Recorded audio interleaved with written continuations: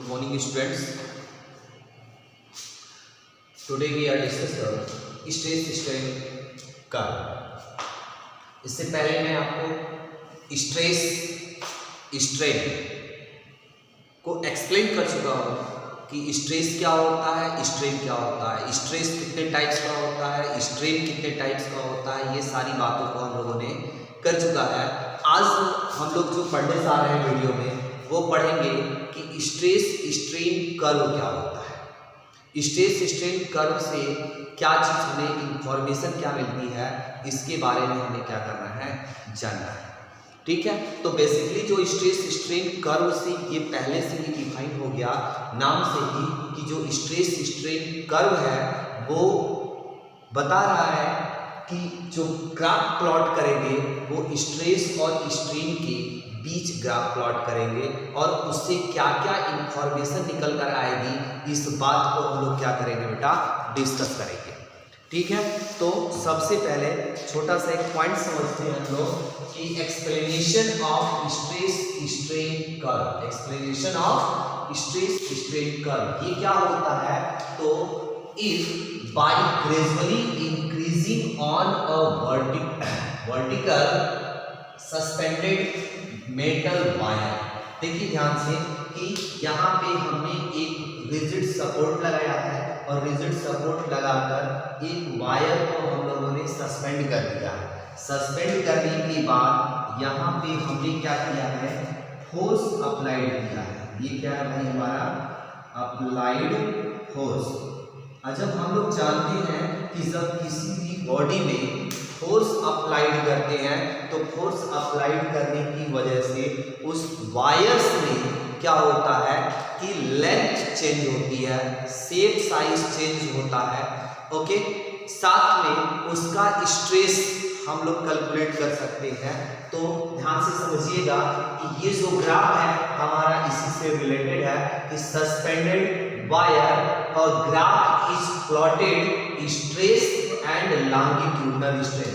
Longitudinal strain हमने क्यों लिया है बेटा, क्योंकि लॉन्गिट्यूडनल स्ट्रेन बताता है चेंज इन लेंथ को। किसको बताता है, चेंज इन लेंथ को बताता है।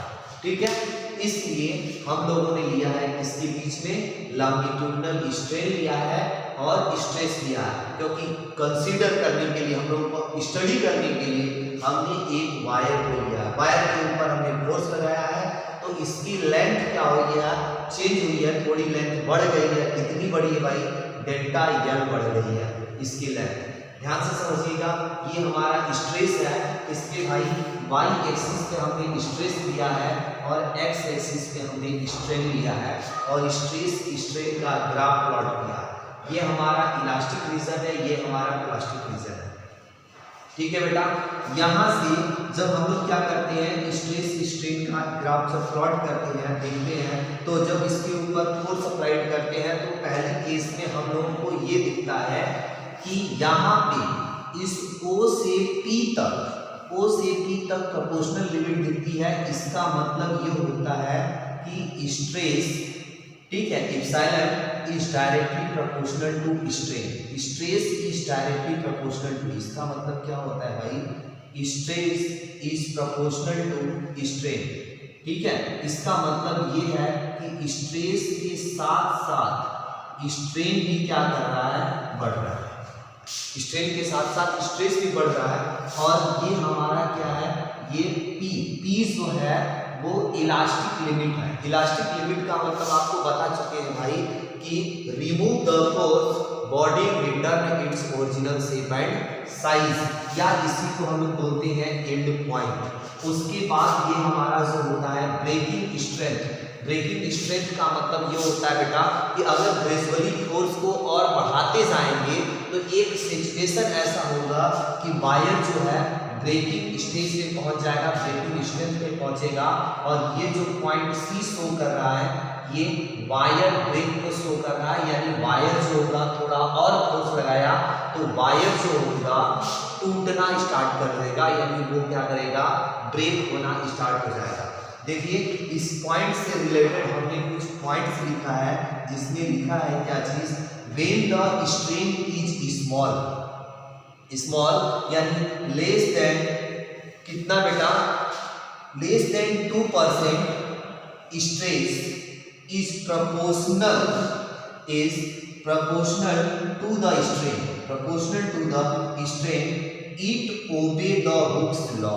जो क्या करता है, हुक्स लॉ क्या होता है बेटा, हम लोग आगे स्टडी करेंगे। It obey the Hooke's law को ये क्या करता है, फॉलो करता है। This point P is called the proportional limit, और इस पॉइंट P को हम लोग बोलते हैं प्रोपोर्शनल लिमिट। ध्यान दीजिएगा। फिर इसके बाद आता है क्या चीज बेटा, if the strain is increase, अगर हम लोग स्ट्रेन को इंक्रीज करते हैं एट ठीक है, इंक्रीज अ लिटिल बीट, थोड़ा सा अगर इंक्रीज करते हैं तो it means the region PE, ये जो हमारा ग्राफ में PE रीजन है बेटा, PE the stress is not proportional to strain, तब उस समय ये ग्राफ देखिए हमारा कैसा बन गया है, कर्व टाइप बन गया है, और ये तब प्रोपोर्शनल लिमिट्स को क्या करता है, प्रोपोर्शनलिटी को फॉलो नहीं करता।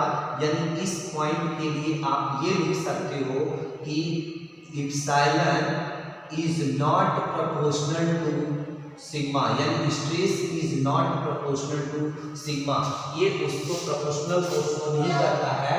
तो point P is called the elastic limit R into point, इस पॉइंट E को हम लोग बोलते हैं इलास्टिक लिमिट या फिर and point. It is stress, next point के लिए ध्यान दीजिएगा, it is stress is increased further. अगर हम लोग पहली बार बनाया था स्ट्रेन को बढ़ाया था, अगर आप क्या करते हैं, स्ट्रेस को बढ़ाते हैं, ध्यान समझिएगा, it is stress is increased further bye a very small increase in it, तब उसके अंदर बहुत थोड़ा सा चेंजिंग होगा, बहुत थोड़ा सा चेंजिंग होता है। By a large increase in strain, तब उस समय जब फोर्स अप्लाइड करेंगे तो थोड़ा सा, जब आपने स्ट्रेस को बढ़ाया तो उसके अंदर बहुत थोड़ी चेंजिंग होती है, लेकिन लार्ज अमाउंट में किसके अंदर चेंजिंग होती है बेटा, स्ट्रेन के अंदर चेंजिंग होगी, यानी स्ट्रेन उसका बहुत तेजी से बढ़ता है। It produces and after the reaching of point P, और वो कहाँ तक पहुंच जाएगा, इस पॉइंट P तक, यानी ब्रेकिंग स्ट्रेंथ तक उस पॉइंट तक पहुंच जाता है।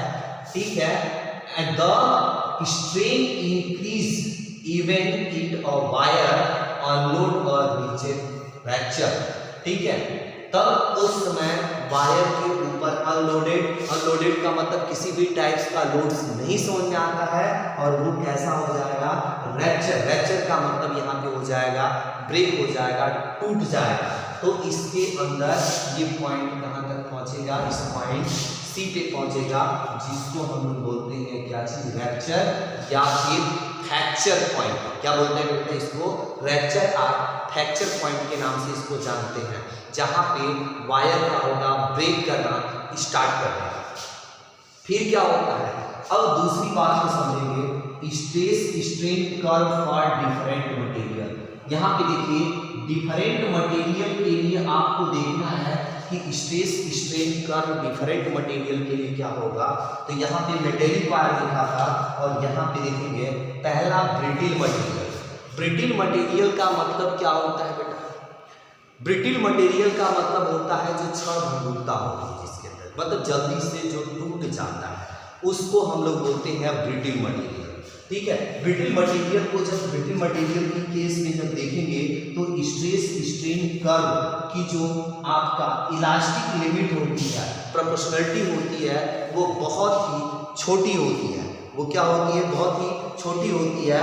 और जो प्लास्टिक रीजन है, वो प्लास्टिक रीजन बहुत क्या होता है, छोटा होता है। ये जो देखेंगे कि प्लास्टिक रीजन जो है इसका, ये इसको बता रहा है, यहाँ से ये जो है इसके इधर क्या है भाई, प्लास्टिक रीजन है।